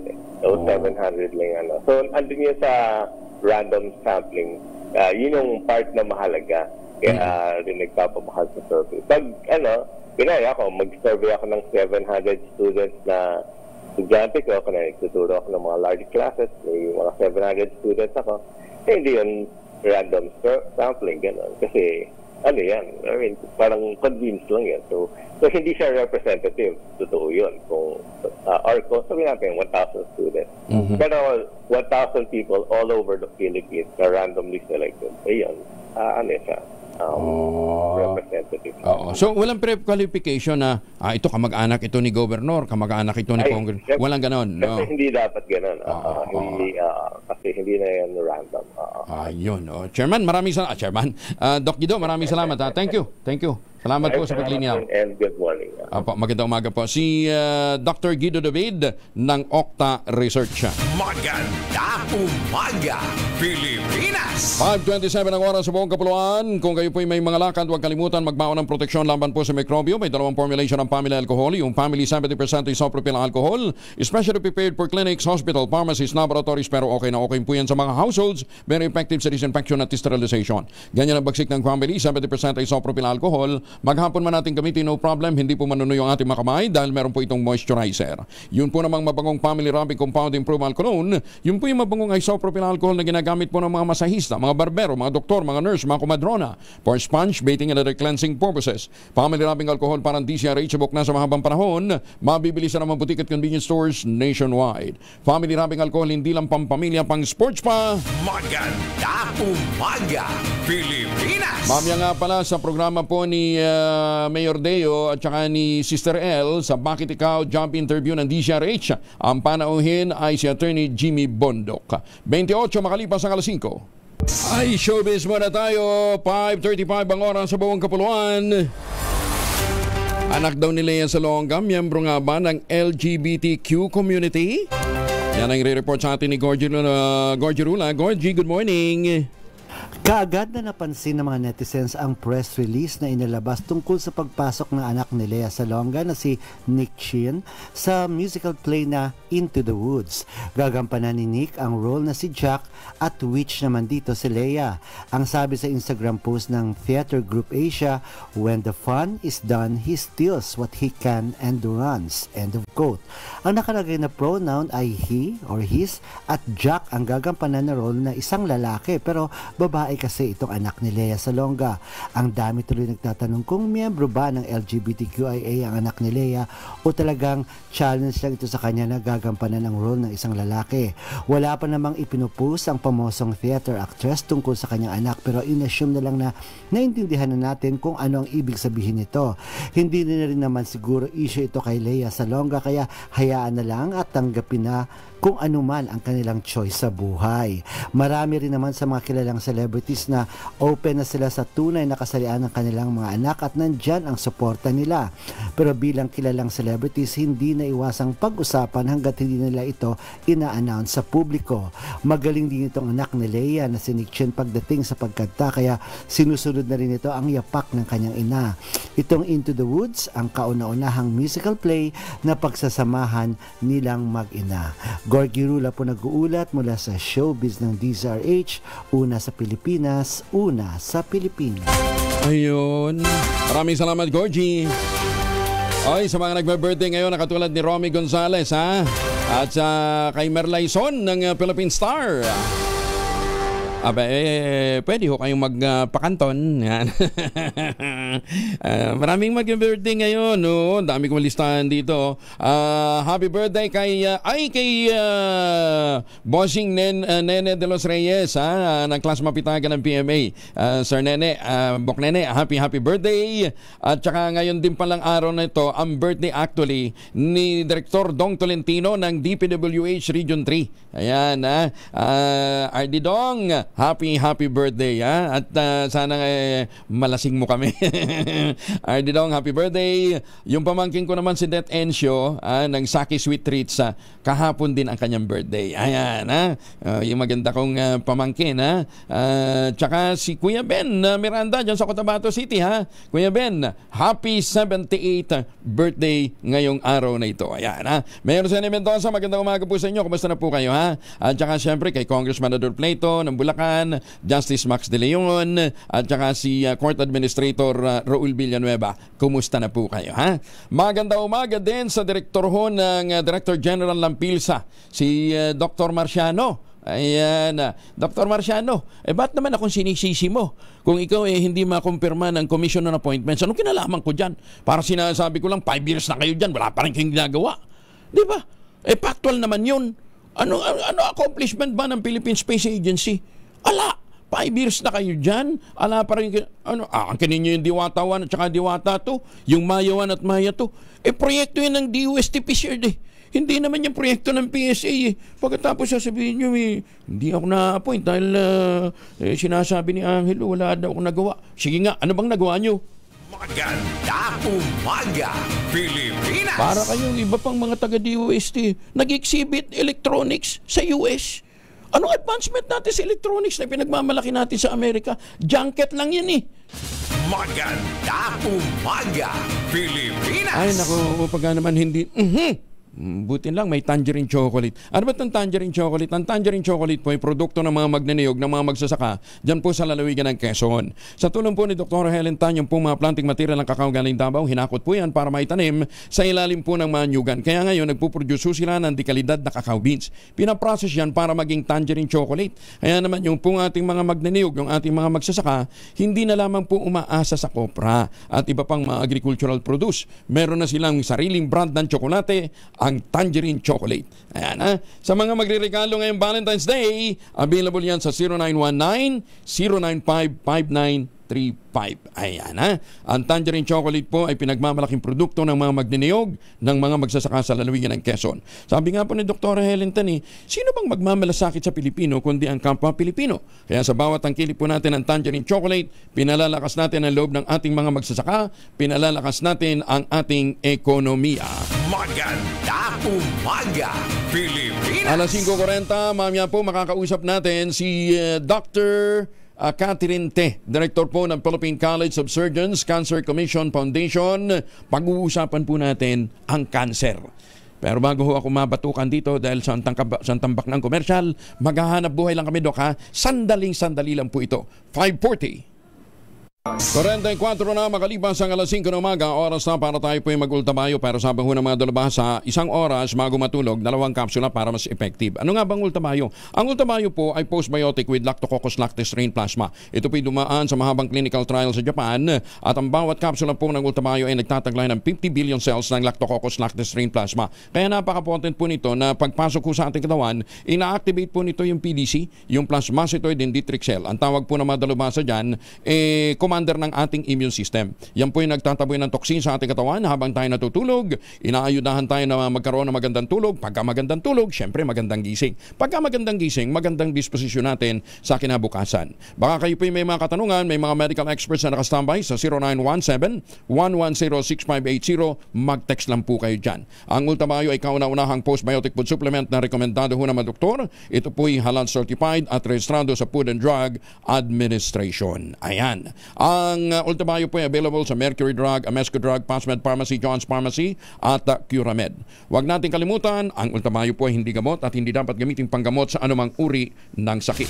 Maganda umaga, Pilipinas! Si Dr. Catherine Te, Direktor ng Philippine College of Surgeons sa Cancer Commission Foundation, President, kasama na ho natin. Doc, magandang umaga po sa inyo.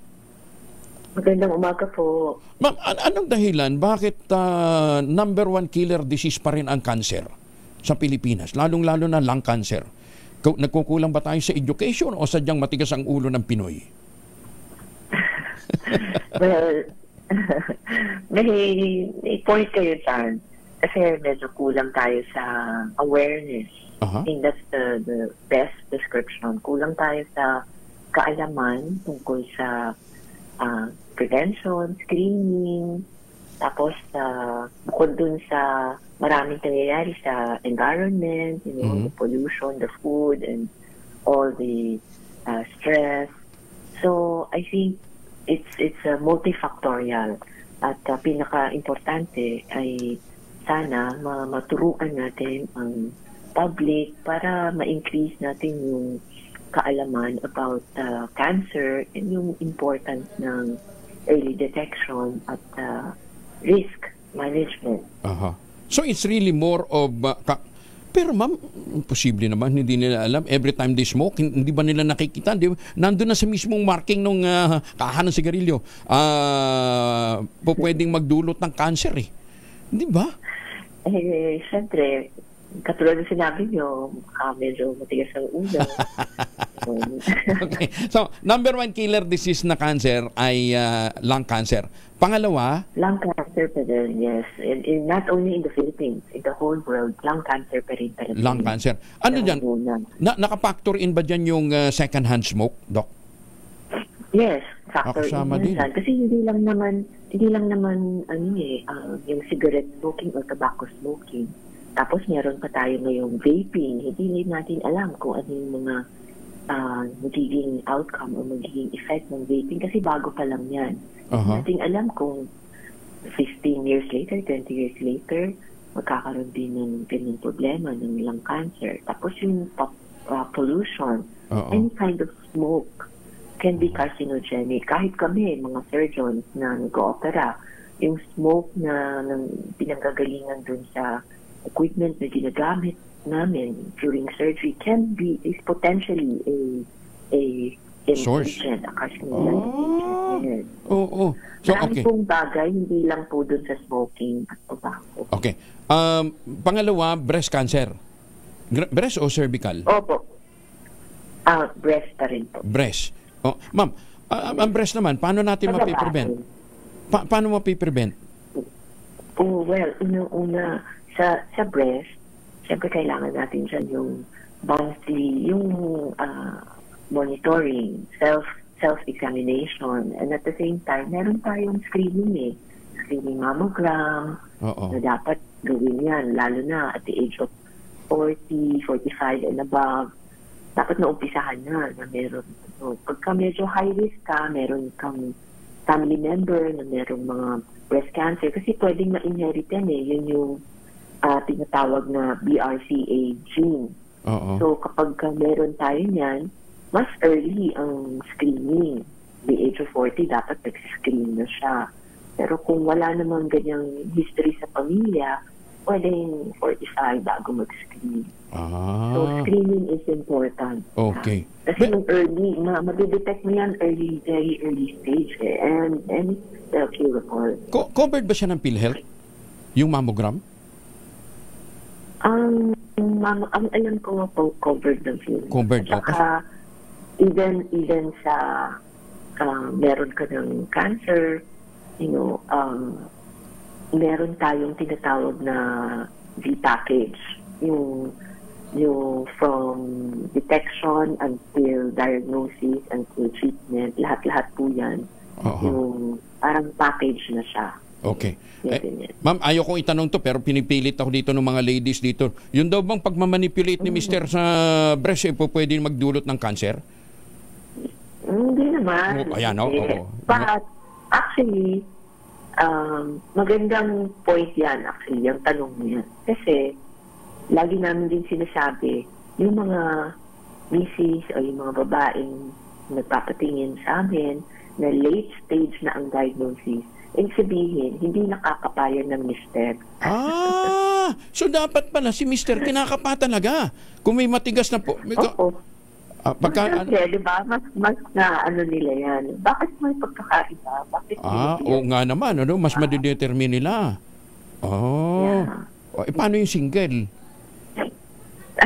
Kaya kailangan may self-examination. Kanya-kanya. Magba-Valentine's, maghanap kayo ng partner. Anyway, Doc, okay, so, what about ang cervical? Kasi di ba meron na nga tayong di ba meron nga yung HPV vaccine? Bakit tumataas pa rin ang cervical cancer? Marami ko rin naman hindi na nabibigyan ng bakuna, di ba? Ganun? Yung bakuna, tandaan natin, ang best na outcome is when they were given the complete doses since young. Pag late ka na, magpabakuna, tapos meron ka ng contact before, syempre hindi siya ganun ka-effective compared sa nabigyan na ng bakuna since bata. At the same time, may responsibility din yung mga kalalakihan. Kasi nanggagaling yan sa virus and it's from multiple sexual partners na lilipat-lipat, diba? So kahit pa si misis, kahit pa yung babae ay nabakunahan or observing proper ways. Pero kung si Mr. ay kung saan-saan nang galing, dala-dala niya yung HPV, tapos makipagtalik kay misis, hindi ganun din yung risk niya, tataas pa rin. Wow. Oo. Ma'am, we don't have the luxury of time, pero Cancer Awareness Month ngayon, baka naman pwede nating dalasan yung pagkikipag-usap sa inyo sa iba pang mga doktor, to educate the public, kasi sabi nyo nga, ang isa sa mga unang dahilan, kakulangan ng impormasyon about cancer. Correct. Diba? Tama. Yes, kailangan po talagang magkaroon tayo ng more episodes or more sessions na siguro unti-unti, pabugso-bugso na konting bit of information about a certain, for example, lung cancer, breast cancer, yung mga basic na kailangan ng mga mamamayan para maintindihan nila. Especially, at the same time, meron din po tayong Philippine National Cancer Summit na ginaganap every February. Kahit dahil nga sa National Cancer Awareness Month siya, it's worldwide. So, every February, towards the last week of February, meron po kaming ginaganap na National Cancer Awareness Conference, Summit, ang tinatawag. And this year, sa Novotel, February 27 to 28, multisectorial yan. So pwede pala. Multidisciplinary. Pero pwede ang public? Opo, pwede. Kasama po ang public. Talaga, ha? Pang fourth year na ngayon, every time pag may pumupunta, the next year, pumupunta pa rin sila dahil ang dami nilang natututunan. Kailangan, oo. Dapat mga taga-media pala nagpupunta doon para matuto din, ha? Okay. Doc, ito lang. May pahabol lang ako. Anyway, we'll schedule another episode para po matalakay natin yung iba pang ma-issue. Ano daw ang probability na pagka benign ang cancer, magiging mapaminsala? Anong tawag ba doon? Kung hindi benign? Okay. pag tinawag kasi natin cancer, mapinsala na yun. Yung benign, kung ang ibig niyo pong sabihin ay bukol. So kapag isang bukol, hindi naman siya, pag meron tayong bukol, hindi yan siguradong mapinsala. Pwede po kasing benign na bukol. Okay. So katulad sa breast, meron tayong tinatawag na fibroadenoma. Benign lang yan.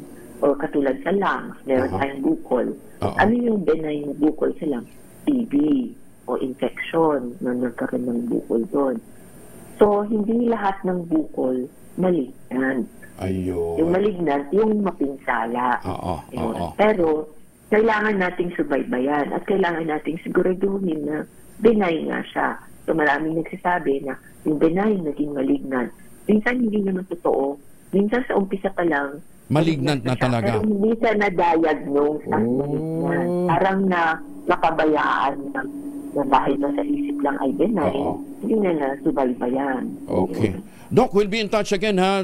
We'll find another time para tugunan yung iba pang mga concerns ng ating mga kababayan. In the meantime, thank you for joining us. And good luck po sa inyong nalalapit na convention. Maraming salamat po, Doc. Sana maka-attend din po kayo. Opo. We'll find time po. Thank you, Doc. Maraming salamat. Thank you. Si Dr. Catherine Te, Direktor ng Philippine College of Surgeons. Maganda umaga, Pilipinas! Nakikiusap naman ang Comadrona Party List sa bagong talagang Presidente at Chief Executive Officer ng Philippine Health Insurance Corporation. Isama sa kanilang prioridad ang hindi pa nababayarang claims ng maraming birthing center na pagmamayari ng mga Comadrona. Ayon sa Comadrona Party List nominee na si Attorney Arnel Gomalia, hindi pa rin maaaksyonan hanggang ngayon ang claims ng birthing centers para sa maternity care package at newborn care package benefit. Hindi niya dapat namantala ang bayad ng mga maternity care at newborn care, lalo't ang unang hinahanap ng mga nangangailangang ina sa malalayong lugar at mga liblib na lugar ay mga Comadrona. Sinabi pa ng kinatawa ng Comadrona Party List na dapat kilalanin ang mahalagang papel na ginagampanan ng mga birthing center sa pagbibigay ng abot kaya, ligtas at maaasahang serbisyong pangkalusugan ng mga ina at bagong silang na sanggol. Maganda umaga, Pilipinas! 4 minuto na lamang bago sumapit ang 6 sa umaga. Maganda umaga, Pilipinas! Ay, magandang umaga sa mga taga Binangonan, Rizal. St. Monique Malay, the most prestigious project yan po sa Binangonan, Rizal. Check ho ninyo yung kanilang townhouse model na Bianca. 2-story townhouse yan with balcony na may 2 hanggang 3 bedrooms. Pwede nyo ma-avail through Pag-ibig Financing at less than 20,000 pesos a month. 30 years to pay. Tawag na sa 0917-719-7908. Ayan bang pagkagising ninyo, gusto nyo na malamig na simoy ng hangin at magandang tanawin? Yan pong inaalok sa atin ng St. Monique Ballet. Sibuyas, uy, bumaba ang presyo, pero kamatis, 35 pesos per kilo. Dito po sa Pasay, detalye na balita mula kay Giselle Recoport, RH15. Giselle, good morning. Good morning, Kuyang Angel. Kung sa ibang palengke, 220 ang kada kilo ng sibuyas, abay dito sa Wawi Market sa Pasay City, 160 na lamang ang kada kilo niyan. Ayon sa mga retailer, wala naman daw problema sa supply ngayon, kaya kumalma na rin ang presyuhan. Ang kamatis naman bumagsak sa 35 pesos kada kilo mula sa 120, habang mababa na rin ang presyo ng iba pang gulay, kagaya ng repolyo na nasa 45 pesos mula sa dating 65. Ang siling labuyo naman mabibili ngayon sa 180 pesos kada kilo mula sa 250, habang ang mustasa 50 mula sa 70, habang ang gabe 50 mula sa 70 rin. Ang kalabasa 30 pesos kada kilo mula sa 45 pesos noon. Ang pechay naman 70 pesos kada kilo ngayon, bumaba ng 10 piso mula sa 80 noon. Ang malunggay 70 ang isang bundle mula sa 75 pesos noon.